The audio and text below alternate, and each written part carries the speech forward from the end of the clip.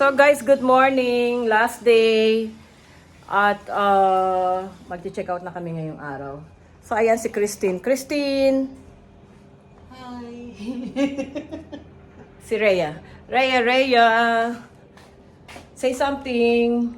Hello! Sawadika! Sawadika. Last day namin ngayon guys. Check out kami dito sa Sri Lanka. Magtutour lang ako dito sa resort bago umalis. So ayan, sasara ko na muna ito. Ito yung room number 1 namin. Ganyan. Tapos, kumuha rin kami ng room number 2. Ito sila, mga pamangking ko. Dito, medyo magulo ang kwarto, hindi na ako papasok. Dito sila.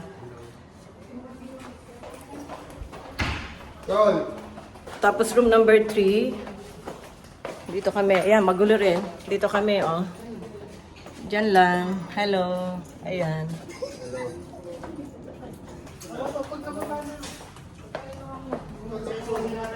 Maraming rooms binok ang anak ko. Yung iba nasa iba pang floor. Tapos, iba na check out na. So, konting tour lang kami dito. Ayan, kasama ko si Daisy, ang hipag ko. Mahilig kami mag-video. Kasi hindi ko pa na videohan ang Sri Lanka. Yung isang hotel na pinagdausan ng kasal ay doon sa kabila. So, nag-check out na rin kami doon. Tapos na kami doon. So, andito tayo sa kabilang parte ng resort. Yan ang mga accommodation nila. Mga rooms pala. Ayan, ganyan. Dito sa kaliwa ko, kung makikita nyo, may mga single bungalows. Maya-maya, papasukin natin yan.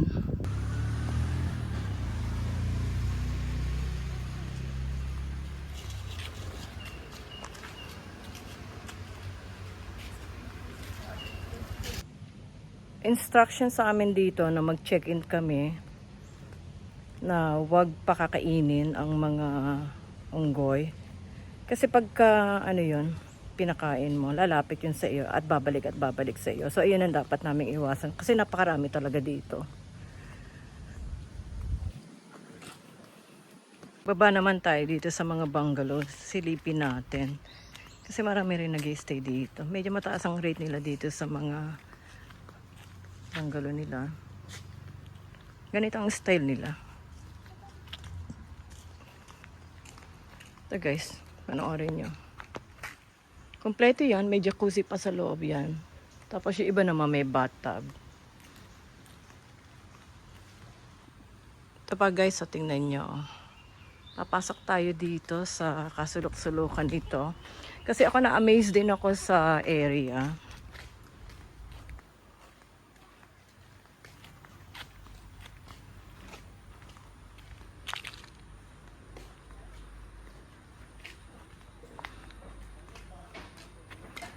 Punta tayo dito sa reception. Ano siya, mostly ang mga ginagamit ng mga tao dito ay motorbike. Kasi mas madali ka makakapunta kung saan mo gusto. Hindi naman kalakihan ng isla na ito, itong isla ng Koh Lanta. Kaya I recommend na ang gamitin ay motorbike.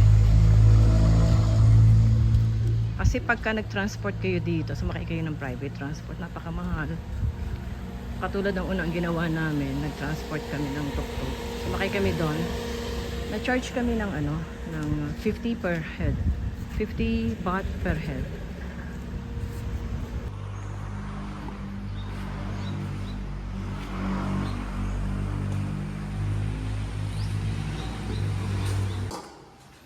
Ito yung swimming pool nila. Swimming pool ng Sri Lanka. Napa-out na din si Swimming pa ng ilang oras? Kung isang oras at kalahati pa. Para sulit. Ay! So, ayan, yung pinakabata sa sa tropa. Mga teenagers. So punta tayo sa dagat, guys.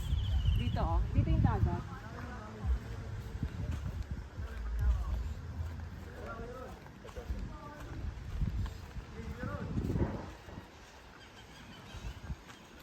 Ayan, ang dagat nila, napakaganda. Sa umaga mas maganda. Sa hapon kasi pagka low tide na, puro bato. Maraming rock formation. Pag ngayong umaga, high tide. So, ganyan kaganda. Upo ako ng konti kasi maliligo na. Ano ba? So, bago ko yung tapusin ang video, guys, ang hindi ko kasi nabanggit sa inyo yung room rates ng ng Sri Lanka Spa and Resort. Kasi iba-iba yung presyo nila. Depende sa season. Off-season, high season, magkaiba yan. Pwede nyo na rin i-google ang Sri Lanka Spa and Resort para mas accurate ang presyo. Tapos yung season nila, 6 months ay tagulan, 6 months ay tag-init. Yung tag-init talaga yun ang peak season dito. From January, maganda rin pumasyal dito.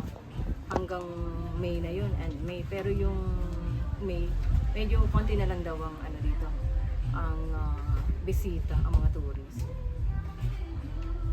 So the rest, kayo na bahalang mag-google. Pero recommendable ang Sri Lanka Spa and Resort. And that's it for today. Bye!